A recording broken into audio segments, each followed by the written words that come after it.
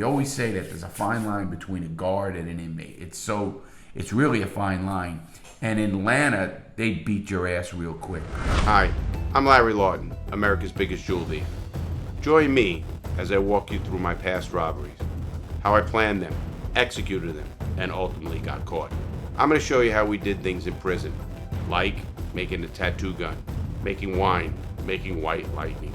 It's going to be very educational. These are the untold stories. Hey everybody, Larry Lawton here to do another great video. This video is going to be on the toughest prisons in the United States.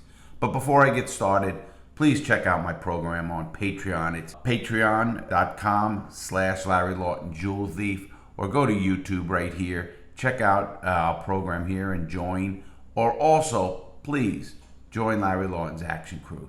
That costs nothing, but you might make a difference by helping us email some people. Let me jump into this video. This video is going to be a good video because a lot of people have been asking about it, and they always ask me, hey Larry, what's the toughest prison in the United States? Or how is it in a maximum security prison in the United States? Well, first, let me classify prisons in the United States, and then we're going to talk about what makes a prison tough. And you know, there's a couple of criteria. A person like me who's been in prison looks at a prison and why is it tough?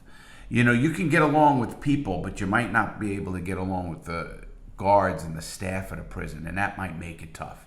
The food at the place might be so bad. Now, trust me, food in any prison sucks. Let's get that straight. You know, there's a saying, when a person gets out of prison, they always ask them, what'd you miss most? What'd you miss most when you were in prison? And you ask anybody who's did any time, and you know what they say? Food.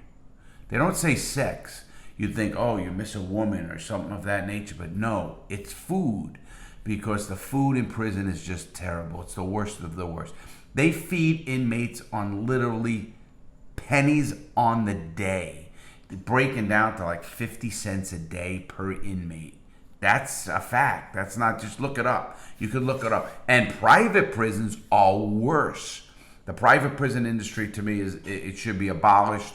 They should close all private prisons, because the way they treat people and how you could put a price tag on a person's head to keep him incarcerated. It's sad that these prisons are making money off the backs of people's misery. And that's just what they're doing. And how do they cut costs? They cut costs on food. They cut costs on less guards on staff at night. So if somebody's in one unit and the other unit and something happens in this unit, there's nobody there. Nobody there to maybe hit an alarm and get somebody help if he's having a heart attack, or I've seen that happen in a prison. And that was a regular run prison, a federal prison. But let me keep going on to prisons and what makes them tough.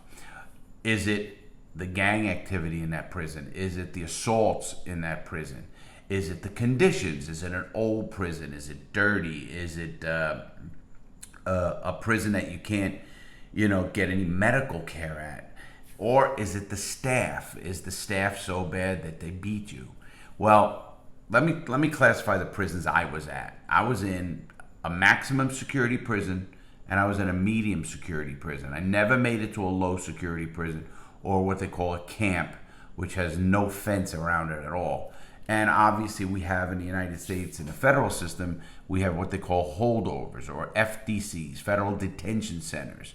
They're usually in cities. So they hold a person that gets arrested in a city, he goes to the federal detention center, and while he's at that federal detention center, he goes through his case, and after his case, he gets sent up the river, so to speak, they call it, and he's going to a regular prison. And then it depends on the classification of the person. I ended up going to a maximum security prison because I had a violent crime. I had over 10 years.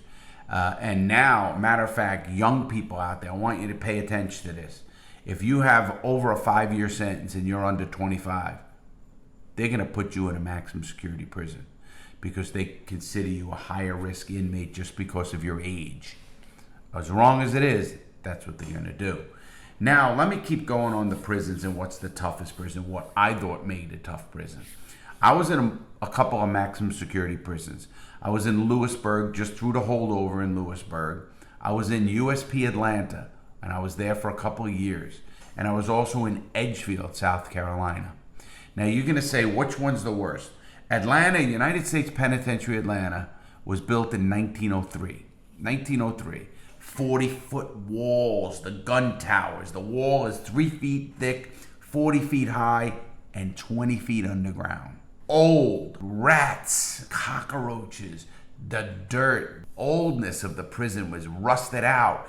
I mean, you can grab bars, have a cut, and get really sick because you can get, what is that, tetanus. You have to get a tetanus shot if you do something like that. It was a horror show, that prison. I was in there from 1997, and I got out of there in 1999. And when I tell you it was a rough prison, it was a rough prison. They would beat your ass in a drop of a hat. They had a lieutenant there who, to this day, and I'll never forget his name is Cartret. Lieutenant Cartret. He was sued many times. You could look him up in the federal system. Lieutenant Cartret, United States Penitentiary, Atlanta. He was from New York, too. What a scumbag. This man beat people. I was next to a cell where they broke a guy's leg. I heard the snap of the leg. They came in there, and that was in the hole in that place. Now, they even had 2 holes in that place. They had what they call Charlie House. They had A house, B house, and D house, which is regular housing units. And then they had Charlie House, which was the bars along the tiers. That's what Al Capone had a cell there.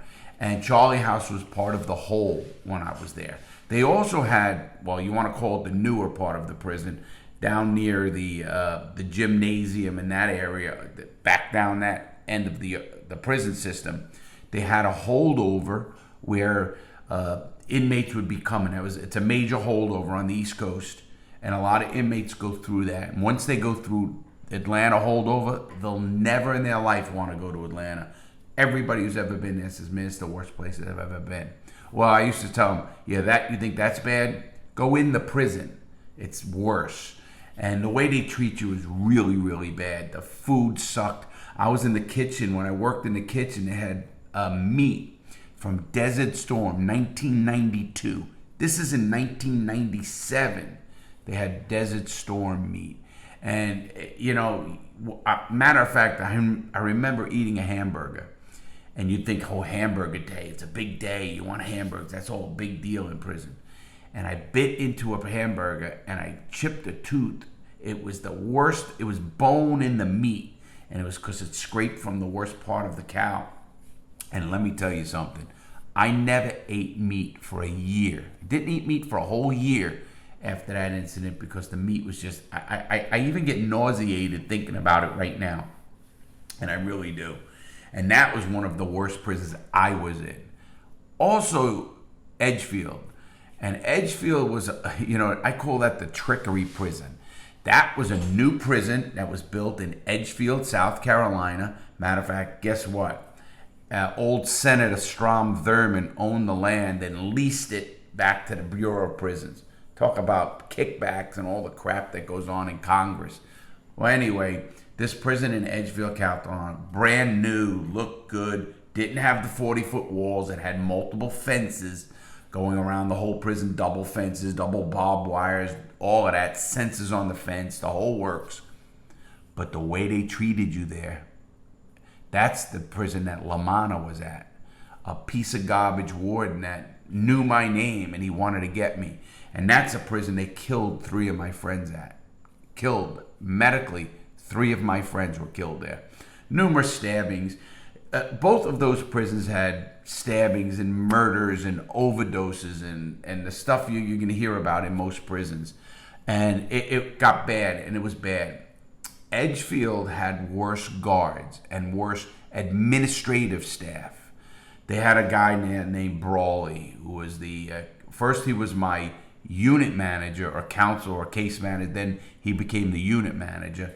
And in fact, he ended up going to my next prison to come chase me, threw me in the hole. He became what they call the SIS, which is like the police of the prison.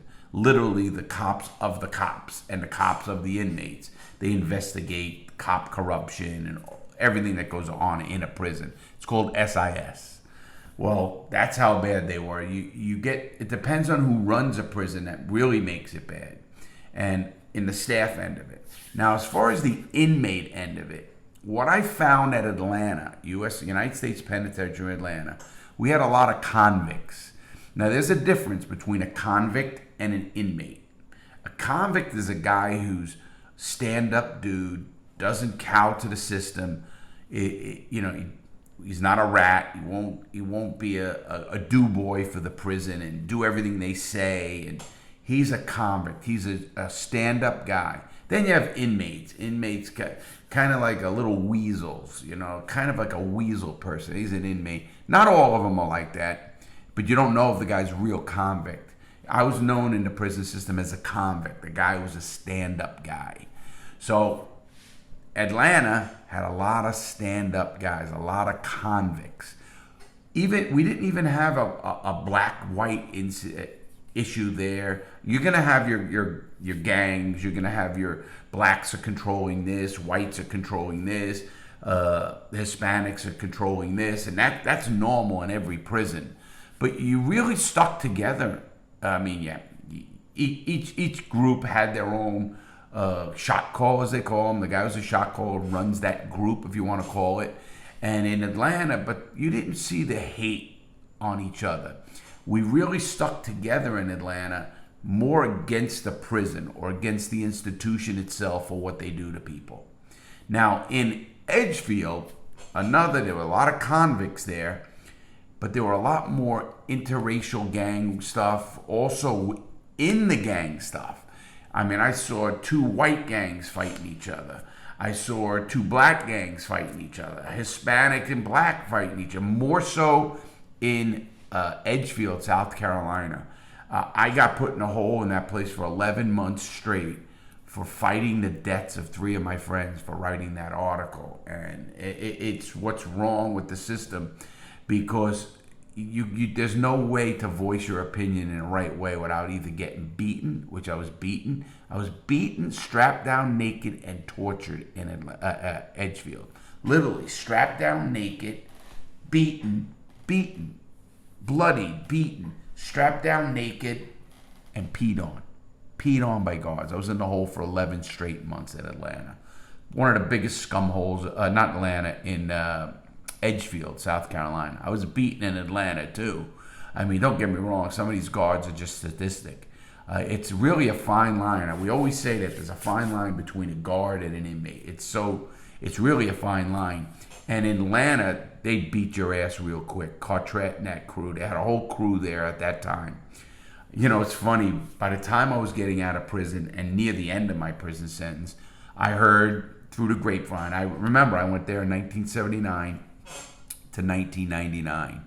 Well, traveling Con Air, which is the plane that takes people up in the shackles and your leg irons, and the marshals run the plane. It's a really violent place as well.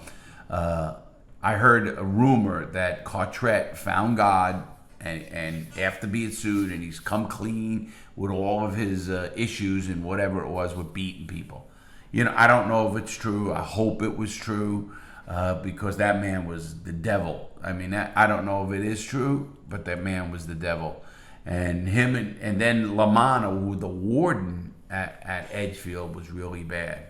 But now let me just touch on Atlanta. Now, then I went to mediums.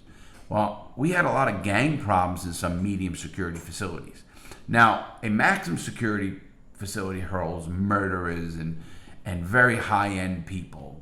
Leaders of gangs, people who have 50-year sentences, 100-year sentences, crazy sentences that you want to know how they're never getting out ever, so it's like a life sentence. But if you have life in the Federal Bureau of Prisons, they put on the prison record, they call it letters. You got letters. If you got letters, you're never getting out, ever. You only get out in a body bag. And it's just a shame with the system. Our system works that way. You don't see that in a lot of other countries at all. So anyway, now let's get to the toughest prisons. Now, some of those mediums, before I started, some of those mediums are pretty tough. Some of those medium prisons can get really tough too, from gang perspective. And they got people who got 30-year sentences, 20-year sentences, even life sentences at mediums. You definitely have that. Now, the maximums have guys like me. Like, I went from a maximum security prison Then I went to a medium security prison. I screwed up by going off on a unit manager and throwing shit at her, causing $2,000 worth of damage in the office in the prison I was at. And then they sent me back to the penitentiary. That's how they did it. So they would test you out. And a lot of people who come from penitentiaries to mediums, they end up going back because they got a different mindset. Your mindset is a little bit more survival. It's tougher for you to lay down. You see some crap that you're not going to put up with, whether it's pedophiles. Now, you can even get to lower prisons, and if they have a pedophile there and nobody's what they call checking him in or beating his ass or doing something, those kind of weak, we call them weak prisons. But in the whole United States, and if you look it up on any computer, and you type in what's the toughest prison in the United States, you know what you're going to hear? A federal prison in Florence, Colorado, called an ADX. It's called Supermax Prison ADX, Florence, Colorado. I was on Con Air, and I ended up being right behind one of the guys going there. And I was actually, you want to talk about, he was a pretty psycho himself, and he was going to the ADX. And they don't get out of there. They have prisoners like Timothy McVeigh was there before he was executed. Ted Kaczynski, the Unabomber, is there. They put some serious people at the ADX. And you want to talk about, they even say it's the most inhumane prison in the United States. There is forget rehabilitation, they're never getting out. None of those people are ever getting. You don't just go to an ADX. You're going there for a reason. You're going there because you're either uncontrollable or a flight risk. But I did hear of one of the spies who got like 20 years go to the ADX, and you wonder why that man went to the ADX except for torture, because that's all they had to do there is torture that man, because he did have a date. I forget the case, actually, but I do remember him in the system and then him going to the ADX. I do remember that. So now also, you have, if you want to consider state prisons, as far as most people know, San Quentin in California, where they have a death row as well. And they have, hundreds of people on death row there. Actually, the federal prison in ADX does not have a death row. The death row for the Federal Bureau of Prisons is in Terre Haute, Indiana, and they have a death row there. The death row is not at ADX in Colorado. It's not there. But San Quentin is a state prison in California, and it's known as one of the toughest prisons in the United States, and it has a death row. And the other toughest prison is on the East Coast in New York, Sing Sing. That's in upstate New York. That's another one known for being old, decrepit, fights, gangs, murders, and it's a maximum security prison. Those three prisons are known as the toughest. There's 2 state prisons and the Federal Bureau of Prisons, Supermax. So if you look those up.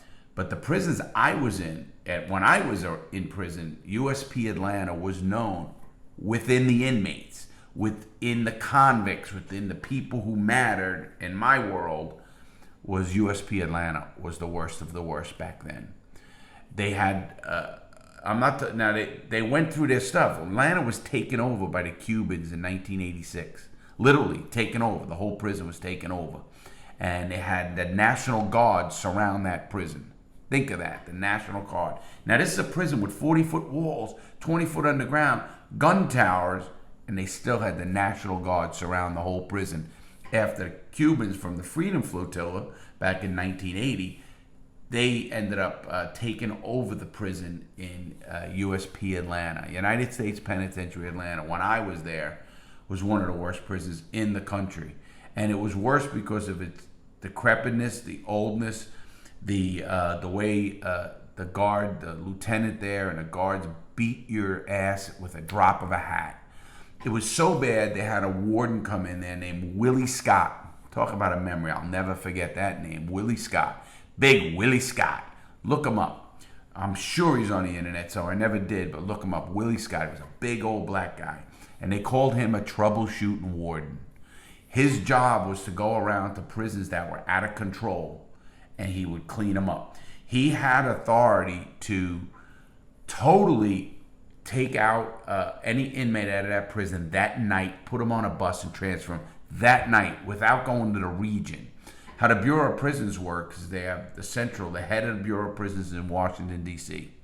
Then you have regions, and the Southeast region, North regions, and Central region, all these regions around the country. Well, if you got transferred, you go from your prison, then it has to go to the region and be approved, then it goes to Washington and gets approved. Willie Scott had the authority to put you on a bus and transfer you that night, out of that prison. You're gone. You could forget any legal work, any kind of possessions you did have or you thought you had, you don't have anymore when that happens, because that's just the way prisons work. Now, what do you do with county jails? How do we rate county jails? How do you rate other jails around the country? Holdovers, we call them. Well, I was in holdovers. I was in numerous holdovers. I was in numerous county jails, from Elizabeth County Jail in New Jersey, which was a scumhole, to Seminole County Jail in Florida, to New York. So you can go to these county jails, and they are what they are, county jails. They hold people up to a year. And they're scumholes too. And you're going to get a lot of what we used to call, that we called them the warrior camps. You see how tough you are to go to those prisons. I remember when I ended up going back to prison after leaving to the halfway house and then not getting along with the halfway house director and telling I was going to kill him, that I ended up going back to prison, and they first put me in the Seminole County Jail. Boy, to me it was cream. It was easy. Obviously, you get used to the garbage food again. You get used to the treatments, but it's not the level of inmate or convict I worried about. The first thing you do in prisons, in any of these prisons, the best way you can tell a tough prison, and here's something for everybody out there. When you walk into any prison, just look at what they're wearing on their feet. If you go into a prison, you've been into a county jail and a holdover, they're sending you upstate, they're sending you to a federal prison, wherever it's going to be. Then you get off the bus, you're going to be a newbie, you're either going to go to what they call the hole until they go to captain's review, if you're a high enough classified inmate like myself. Then you're going to go for classification, and then the captain's going to see if he wants you on his yard.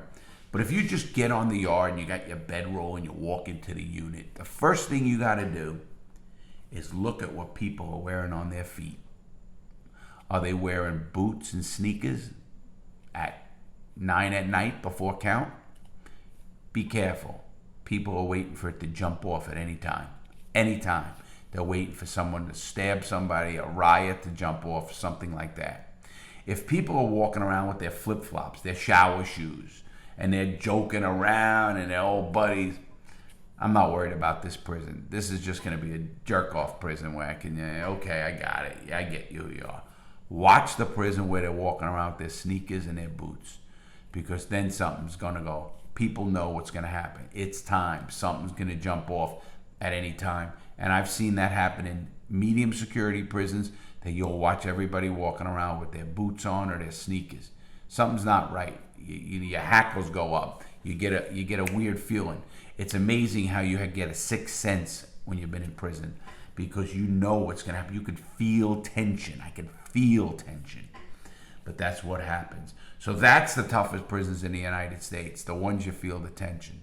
But classification, ADX, Supermax, Florence, Colorado, #1, couple of state prisons. But where I was at, Edgefield or Atlanta, the guards treated me so bad at Edgefield, this new prison, and it still sucked.